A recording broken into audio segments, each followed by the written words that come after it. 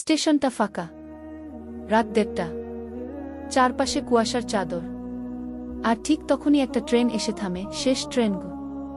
কোনো ঘোষণা নেই, কোনো টিকিট কাউন্টার নেই। আরিফ থমকে যায়। তার হাতে শুধু একটা পুরনো সুটকেস আর চোখে ক্লান্তি। ট্রেনের দরজা খুলে যায় অটোমেটিকভাবে, যেন শুধু তার জন্যই। সে উঠে পড়ে, জানে না কোথায় যাচ্ছে। ট্রেনে আর কেউ নেই, শুধু এক বৃদ্ধ, যার চোখে অদ্ভুত এক শান্তি। সে বলে, সবাই পালাতে চায়, কিন্তু কেউ নিজের ছায়া ফেলে যেতে পারে না আগে। আরিফ চমকে ওঠে।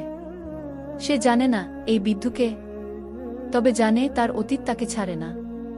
হঠাৎ ট্রেনের ভেতর আরেকজন উঠে আসে।